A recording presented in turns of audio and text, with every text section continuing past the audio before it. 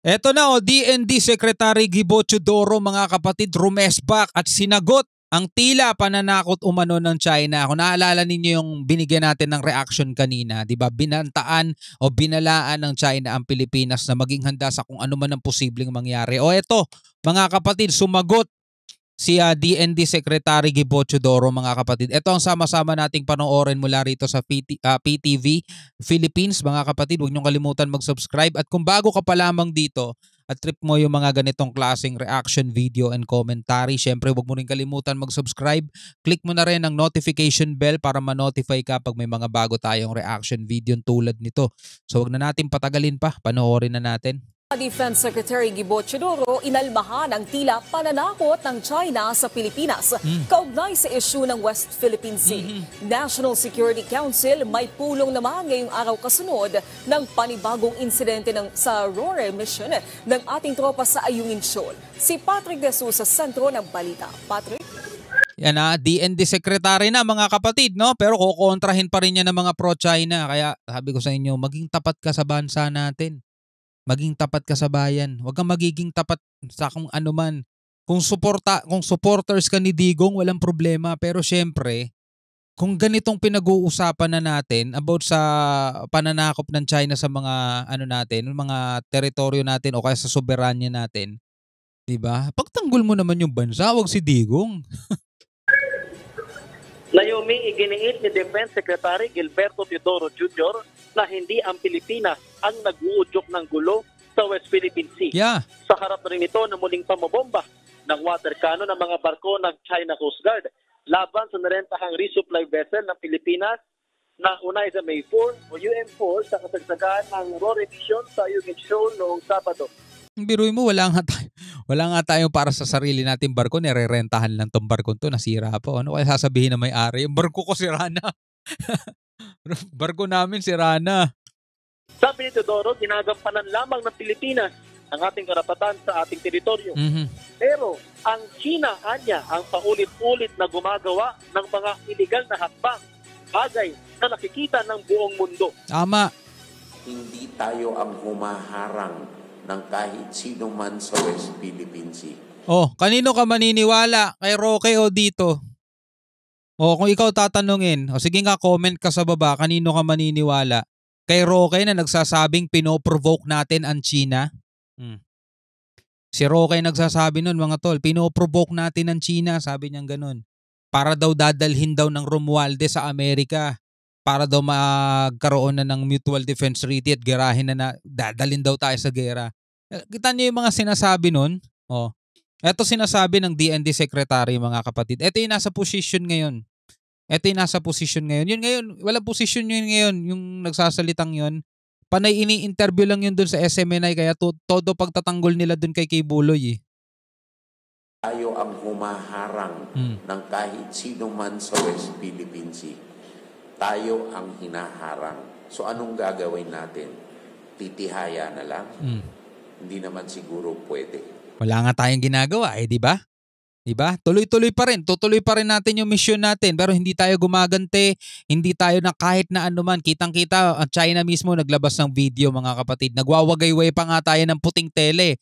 Ano ba ibig sabihin nun? Di ba surrender? Tama na, di ba mga ganon? O anong pinoprovoke yung pinagsasasabi rito ni Roque, di ba? Natin, titihaya na lang? Hindi naman siguro pwede.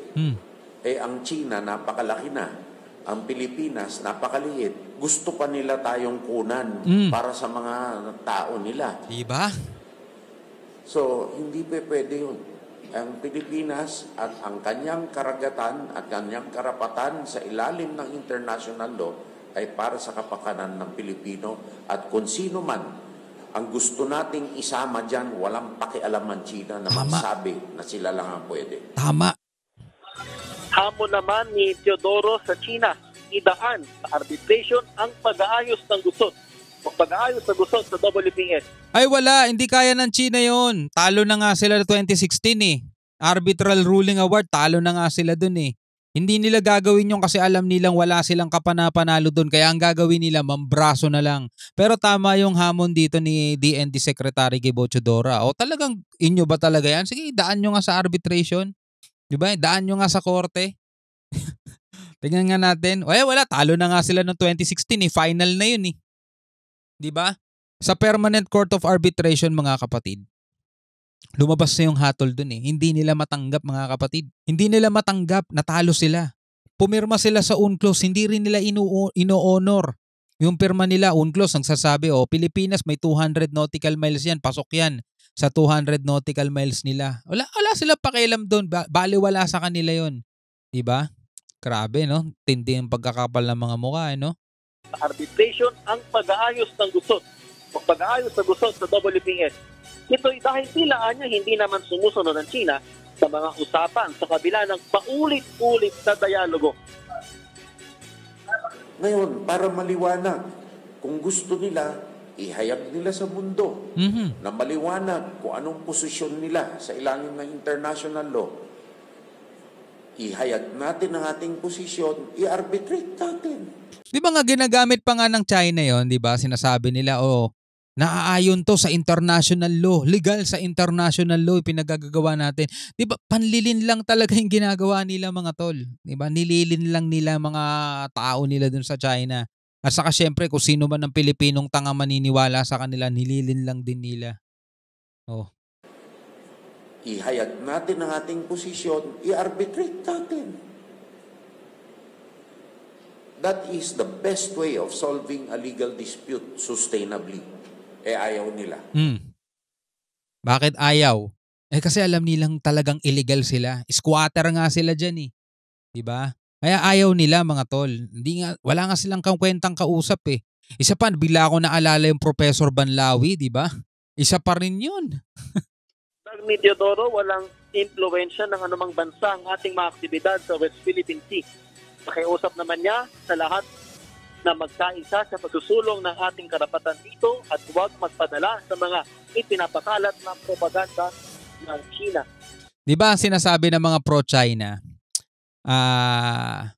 naiimpluwensyahan daw si PBBM ng Amerika at yung mga ginagawa natin dito, impluwensya ng Amerika. Hindi ba parang sumasalamin sa kanila yung mga binabato nila? Kasi lahat ng ginagawa nila ay impluwensya sa kanila ng China. Diba? Biruin mo, kitang-kita na nga sa video, maliwanag pa sa tanghaling tapat, pero yung pagtatanggol nila talagang todo na todo eh, diba? Halos baliktar na talaga yung kwento eh. Pilipinas daw ang nagpo-provoke, pinoprovoke daw natin ng China, dadalin daw tayo nila Marcos sa gera. Diba? Gusto daw nila Marcos i-invoke na yung MDT. Samantalang ibang-iba yun sa mga binabalita sa lahat ng mga media, diba? Panlilin lang talaga eh, no? Samantala, ibinatawag na ng Department of Foreign Affairs ang kinatawan ng Embahada ng China dito sa Pilipinas para ipahayag ng Pilipinas ang mariing pagkondena sa agresibong aksyon ng mga barko ng China Coast Guard at Chinese Maritime Militia. Ipinag-utos din sa Embahada ng Pilipinas sa Beijing na ihain ang kaparehong reklamo sa Chinese Ministry of Foreign Affairs. Nakapaloob dito na walang karapatan ang China sa Ayungin Shoal na isang low tide elevation at nakapaloob sa exclusive economic zone ng Pilipinas at continental shelf. Eto mga kapatid, baka natatakot kayo dun sa mga babala-babala ng China na maghanda daw ang Pilipinas sa kung ano man ang posibleng mangyari. Eto yung 100% na magpapatunay na hanggang ganun lang sila. Diba? Sinasabi nila illegal daw yung pagpasok natin sa Ayungin Shoal. Ang tanong, bakit hindi nila magawa ng paraan para tanggalin nila mismo yung nakasadsad na barko doon, yung Ayungin Shoal. Doon sa Ayungin Shoal, yung BRP Sierra Madre. Bakit hindi nila matanggal? Since 1999 mga tol, bakit hindi nila maalis yun? Pwersahan. Diba? Alam nyo kung bakit? Kasi takot din sila mga tol. Hindi nila pwedeng galawin yun. Dahil sila mismo mag-i-invoke ng Mutual Defense Treaty natin at ayaw nilang mangyari yung makaaway nila sa labanan, aktual na labanan ng Amerika, mga kapatid, no? At saka Pilipinas na rin, syempre. Mga tol. Diba? Tanda-tanda nila yung Battle of Yultong. Kung paano sila nilampaso ng mga sundalong Pilipino, di ba? Yung mga banta nila mga ganyan, handa ang Pilipinas kung ano man ang posibleng mangyari, ginusto niya yan. Ba't di nila maalis yung BRP Sierra Madre? Ang kaya lang nilang gawin is harangin lang yung mga supply, di ba? Hindi nila magawang alisin yung BRP Sierra Madre kasi takot din sila mga tol. Hindi nila magawa yon.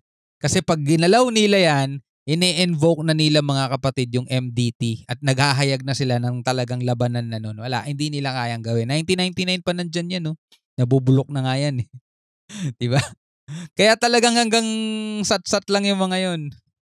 Kapaloob sa exclusive economic zone ng Pilipinas at continental shelf. Alinsunod sa UNCLOS na pinagtibay pa ng 2016 Arbitral Award. Talo talaga Dagdag sila. ng DXA ang patuloy na pangingialam ng China sa mga aktibidad ng Pilipinas sa loob ng ating sariling EEZ ay hindi katanggap-tanggap sa sovereign rights at jurisdiction. Pinaalis din ng Pilipinas ang China sa bisinidad ng Ayungin Shoal at iba pang bahagi ng ating EEZ. Ginawa na rin daw ng pamahalaan ng lahat para pahupayan ng tensyon. Alinsunod sa napag-usapan noon ni na Pangulong Ferdinand R. Marcos Jr. at Chinese President Xi Jinping pero sila sinungat ito sa ginagawa ng China. Wala rin kwentang kausap yun. Xi Jinping, wala yun. Paalala pa ng Pilipinas, itigil ng China ang patuloy na paglabag sa international law. At ngayong araw nga rin ay nagkaroon ng pagpupulong ang security cluster patungkol dito sa nangyari sa Ayungin Shoal kamakailan.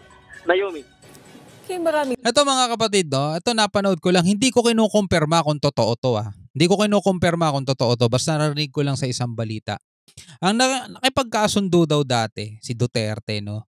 Na hindi siya maghahatid ng mga supply dito sa BRP Sierra Madre. No? Hindi ko alam kung totoo yun mga tol.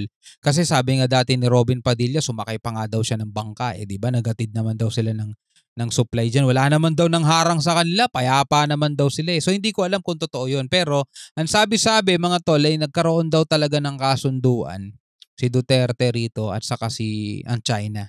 No? Kumbaga parang naibenta tayo mga tol nang hindi natin alam. Kasi talagang sinuportahan siya ng buong Pilipinas mga tol noong mga panahon na siya pa ang presidente, di ba?